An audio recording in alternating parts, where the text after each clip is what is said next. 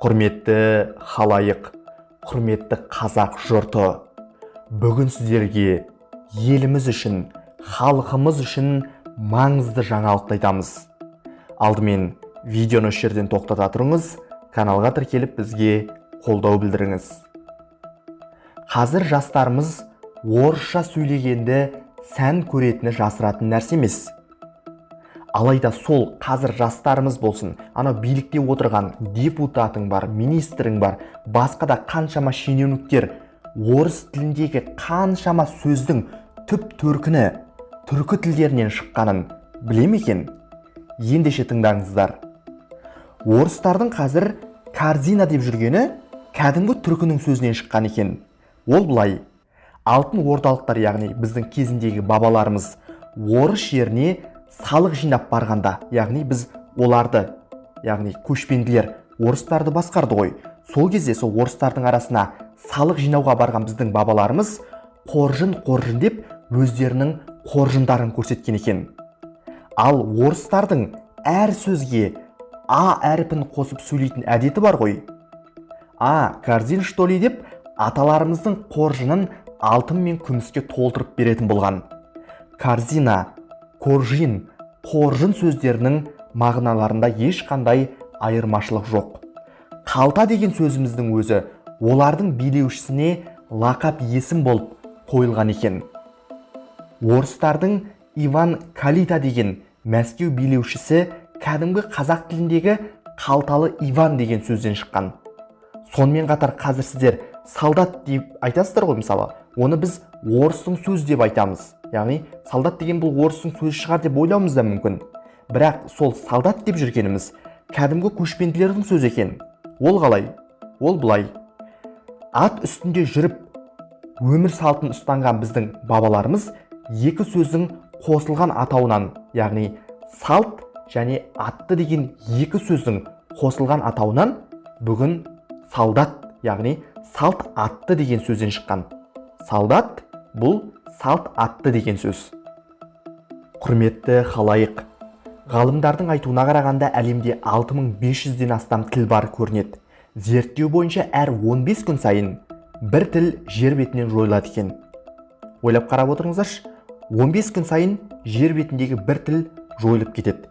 Себебі сол тілде сөйлейтін халық жойылып немесе өзге бір үлкен халықтың құрамына еніп өз тілінен айырылып қалған екен. Біздің солтүстігімізде орыс тілінің ықпалынан 47 тілдің тек 6-ы ғана аман қалған екен. Қазақ тілінің де қазір енді ғана дамып жатқан жайы бар. Құрметті халайық, біз сіздерге тарихтан тағы бір мысал айтайық. Баршаларыңызға белгілі, мына Европадағы ең дамыған Чехия дейтін мемлекеттің ана тілі, яғни чех тілі негізінен 15 ғасырда пайда болған екен. Жаңа заманның басында немістер Чехия жерін езгіге салып, халқын құл етіп, ұлттық рухын түсіріп, оны жаулап ала бастайды. Немістер жергілікті чехтарды қудалап, жерлерін тартып алып, чех тілі неміс тілінен кейін пайда болған деп, бұл жер кезінде біздің неміс бабаларымыздың жері болған деп дәлелдеп жатса керек. Негізі бұл идеология деген керемет қару ретінде саналады саясат әлемінде. Осындай бұлтартпас дәлелдерге сенген чехтің халқы әбден титықтап амалы қалмағаннан кейін жауға беріледі. Бұл дегеніңіз тұтас бір ұлттың жойылып немесе немістердің құрамына кіріп кетуі болатын. Осы кезде ешкім ойламаған жайт орын алады. Ол былай: күрестің басқа амал қалмаған соң, әлгі чехтің бір ғалымы монастырдан табылған тілдердің шығу тарихы жазылған кітаптағы чех тілінің шығу тарихы деген сөзді әлгі 15 ғасыр деген цифрдағы алдыңғы X, яғни 10 деген цифрды өшіріп тастайды. Егер сіз кітапты ашып қарайтын болсаңыз, чех тілі 15 ғасырда емес, алдыңғы 10 деген сөз, яғни X деген таңбасын өшіріп тастағаннан кейін чех тілі 5 ғасырда пайда болған деген жазуды көруге болады. Бұл дегеніңіз тіпті чех тілі немістерден де бұрын пайда болғанын көрсетеді. Осыдан кейін халықтың арасында чех тілі Европадағы ең көне тіл екен ғой деген аңыз тарап кетеді. Осыған сенген халықтың рухы көтеріліп, қайтадан басқыншыларды елінен қуып шығып, тәуелсіздік алған екен. Көріп отырсыздар ма, құрметті халайық? Біз ешқандай тарихты өзгертейік немесе бұрмалайық демейміз. Біз түріктің сонау ерте ғасырдағы руна жазуы қаншама ғасырлар бұрын пайда болғанын ғалымдар бұл күндері дәлелдеп қойды. Ең болмағанда бабаларымыз қалдырған сол қазақ тілімізді, анамыздың ақ сүтімен келген ана тілімізді өз қолымызбен құрдымға жіберіп алмай, аман сақтап оны келесі ұрпаққа дамытып жеткізейік. Парламентте орысша сайрап ана тілін елексі де келмейтін, тура бір орыстың думасында жүргендей орысша сөйлеп жүрген министр, шенеуніктер, депутаттарға айтарымыз: қазақтың наны мен суын ішіп елін басқарып отырсыңдар ма? Сол елдің халқын құрметте, сол елдің ана тіліне құрмет көрсет. Ең болмағанда өзіңнің ана тілінде сөйле. Ал мен адаммын және менің тілім қасиетті қазақ тілі.